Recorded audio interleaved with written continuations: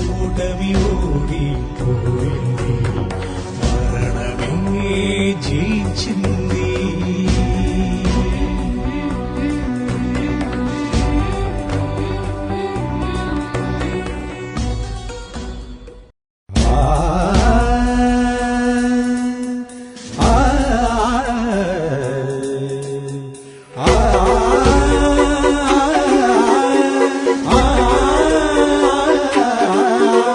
ఓటమి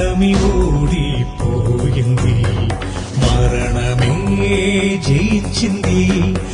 ఓటమి ఓడిపోయింది, మరణమే జయించింది. పరిశుద్ధుని ప్రేమ బలి నాశనం నశింపజేసింది. పరిశుద్ధుని ప్రేమ బలి నాశనం నశింపజేసింది. ఓటమి ఓడిపోయింది, మరణమే జయించింది. Praise lord. యేసుక్రీస్తు నామములో మీ అందరికీ శుభములు తెలియపరుస్తున్నాను. దేవుని యొక్క కృప ఈరోజు మీ పైన విస్తరించబోతున్నాయి. దేవుడు మన నానాటికి విస్తరించబోతున్నాడు. ఈరోజు మీ కొరకు ప్రార్థన చేసినప్పుడు ఒక బ్యూటిఫుల్ ప్రామిస్ దేవుడు ఇచ్చాడు. అది యెషయా గ్రంథం 54:10 నుండి దేవుడు మాట్లాడాడు. ఈ వాగ్దానాన్ని ఈరోజు లోపల ఒక 7 సార్లైనా మరలా ఉచ్చరించండి. మీరు గొప్ప విడుదలను, ఆశీర్వాదాన్ని, అద్భుతాన్ని మీరు పొందుకుంటారు.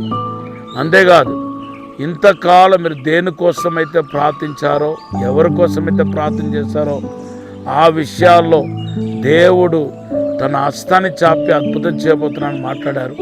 మీరు ఒకసారి ఆమేన్ చెప్పండి.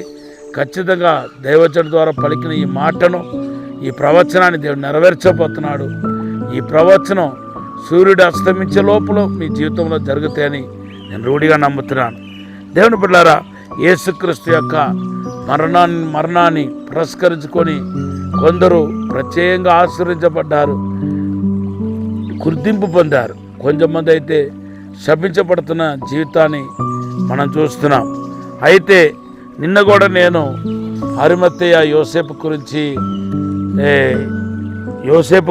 మాట్లాడటం, యేసుక్రీస్తు మరణంతో కనెక్ట్ అయిన యోసేపు గురించి మాట్లాడటం జరిగింది.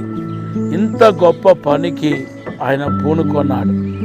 దేవుని బిడ్డలారా, మరి ధైర్యంగా వెళ్ళి, బైబిల్లోనే ఉంది ఆ మాట, చాలా ధైర్యంగా వెళ్ళి యేసు ప్రభు చనిపోయాడని వార్తను విని ఆయనకి ఏమాత్రము మరి అపశృతి, ఆయన ఒక మరణం ఆ భూస్థాప కార్యక్రమంలో అపశృతి చోటు చేసుకోకూడదనే ఉద్దేశంతో దేవుని బిడ్డలారా జాగ్రత్తగా ధైర్యంగా పిలాతు దగ్గరికి వెళ్ళి యేసుక్రీస్తు శరీరం పాతిపెట్టడానికి పర్మిషన్ కావాలని చెప్పి అడిగి తీసుకొచ్చి ముందుగానే ఆయన కొనుక్కున్న ఆ స్థలంలో దేవుని బిడ్డలారా పాతి పెట్టడం అనేది మనం చూస్తున్నాం. అయితే ఈయన ఏదో ఒక సామాన్యుడిగా ఉంటే కాదండి. ఈయన నంబర్ 1 మీరు గుర్తించాల్సిన విషయం ఏంటంటే, దేవుడి పని అంటే కొంతమంది ఏమనుకుంటున్నారంటే ఎవరో చదువు పాట లేని వాళ్ళు, లేకపోతే ఉద్యోగం లేకుండా తిరిగేవాళ్ళు, లేకపోతే మరి ఏమి అసలు ఒక బీదవాడుగా ఉండేవాళ్ళు, వీళ్ళే దేవుని పనికి వస్తారని చెప్పి అనుకుంటున్నారు. మీరు చాలా పెద్ద పొరపాటు చేస్తున్నారు. దేవుని బిడ్డలారా అందరినీ వాడుకుంటున్నాడు. ముఖ్యంగా ఎవరైతే గనులో వారిని గొప్ప పరిచర్య కోసం ఎన్నుకుంటున్నాడని చెప్పడంలో ఎటువంటి సందేహం లేదు. ఎందుకంటే దేవుని పని ఘనమైనది, చాలా ఘనమైనది. ఆ ఘనమైన పనిని ఆ ఘనమైన వాళ్ళతో దేవుడు జరిగించాలని కోరుకుంటున్నాడు. అందుకొరకే ఈ అరిమత్తెయ యోసేపును దేవుడు ఎన్నుకోవటం మనకు జరుగుతుంది. ఆయన ఏం చిన్నవాడు కాదు, చాలా పెద్ద ల్యాండ్ లార్డ్ అని చెప్పవచ్చు. అందుకొరకే యేసు ప్రభు సమాధి కోసం ఒక పెద్ద తోటని సిద్ధపరిచాడు. అంతేకాదు, మీకు తెలుసా, మత్తయి సువార్త 27:57 రాయబడి ఉంది, ఆయన ధనవంతుడంట. అంతేకాదు, దేవుని బిడ్డలారా, మూడవదిగా మనం చూస్తే ఇతను చాలా పెద్దవాళ్ళతో, తర్వాత యోగ్యమైన వారితో, మరి సమాజంలో పేరు ప్రఖ్యాతి పొందిన వారితో మాత్రమే సహవాసం చేసినట్టుగా మనకు కనబడుతుంది. దాంట్లో ఒక్కడే నికోదేము అనే విషయాన్ని మీకు జ్ఞాపకం చేస్తున్నాను. యోహాను సువార్త 19:39-40 చూస్తున్నాం. యేసుప్రభు మరి చనిపోయిన తర్వాత, యేసుప్రభు మృతి చెందిన తర్వాత, దేవుని బిడ్డలారా, ఆ యేసుప్రభు మృతి పొందాడని యోసేపు దగ్గర ఆయన మృతదేహం ఉందని తెలుసుకొని చాలామంది స్త్రీలు వచ్చారంట. ఆ స్త్రీలందరూ ఎవరంటే భయభక్తులతో బ్రతికిన వాళ్ళు, అంతేకాదు దేవునికి ఉపచారం చేసిన వాళ్ళు, యేసుప్రభు వారికి పరిచర్య చేసిన వాళ్ళు, ఇట్లా చాలామంది వచ్చినట్టుగా మనకు కనబడుతుంది. అయ్యా అరిమత్తయ్య యోసేపు, ఎందుకయ్యా దేవుడు మిమ్మల్ని వాడుకున్నాడు? మీరు కాకపోతే ఇంక ఎవరు దేవుడికి లేరా, ప్రభుకు లేరా అని అనుకుంటే, దేవుని బిడ్డలారా, ఆయనలో ఇన్ని ఉన్న తగ్గింపు కనపడుతుంది. ఇదే ఈరోజు ఎంఫసైజ్ చేయమంటున్నాను. ఐశ్వర్యం ఉందా? బైబిల్లో రాయబడి ఉంది. మత్తయి సువార్త 27:57 ఆయనకు ఐశ్వర్యం ఉంది. ఐశ్వర్యం ఉన్నా తన్ను తానే తగ్గించుకొని ఈ భూస్థాప కార్యక్రమంలో పూర్తిగా సమర్పించుకున్నాడు. అంతేకాదు ఆయన యేసుక్రీస్తు ఒక శిష్యుడు అనే విషయాన్ని కూడా బైబిల్ మనకు జ్ఞాపకం చేస్తుంది. మంచి వ్యక్తులతో సరి సంబంధం కలిగి ఉన్నాడని కూడా బైబిల్ చెప్తుంది. ఈరోజు ఈ తగ్గింపు లేని కారణం చేత కాస్త ఐశ్వర్య రాగానే ఇంకెక్కడో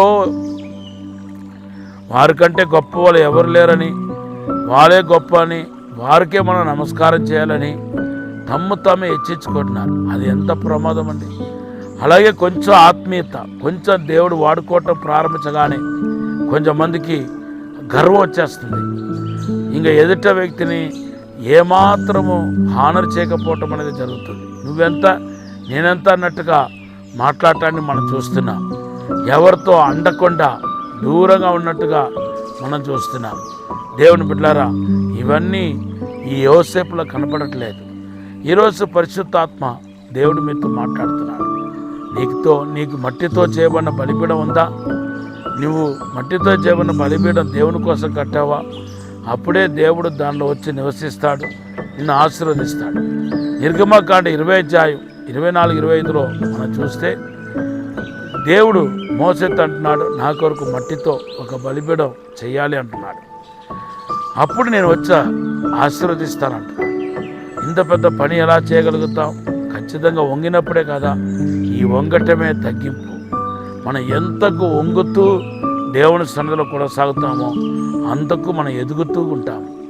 ఈరోజు నా మాట వింటున్న మీ జీవితంలో మీరు ఒక యోసేపుగా మీ ఊరిలో ఉండాలి.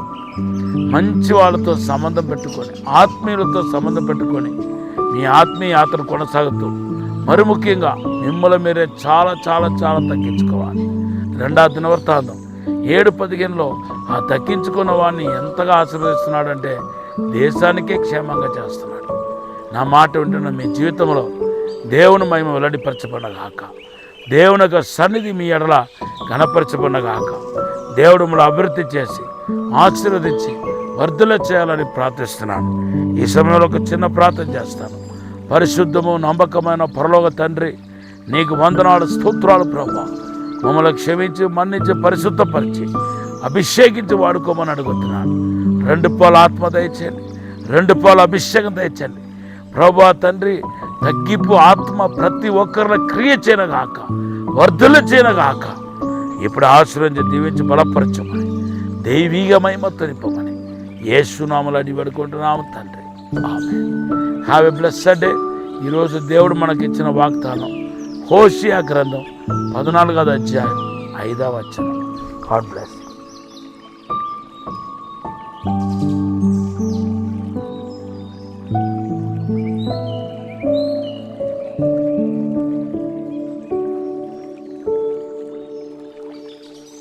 విశాఖపట్నంలో దహించు అగ్ని ప్రత్యేక స్వస్థత విడుదల కూడిక మార్చ్ 14వ తేదీన ఉదయం 10 గంటల నుండి ప్రారంభించబడును. ముఖ్య ప్రసంగికులు డాక్టర్ థామస్ గారు, దహించు అగ్ని మినిస్ట్రీస్, రాజమహేంద్రవరం. స్థలం శుభలక్ష్మి కళ్యాణ మండపం, రైల్వే న్యూ కాలనీ, విశాఖపట్నం. మరిన్ని వివరాలకు 9494940072 మరియు 73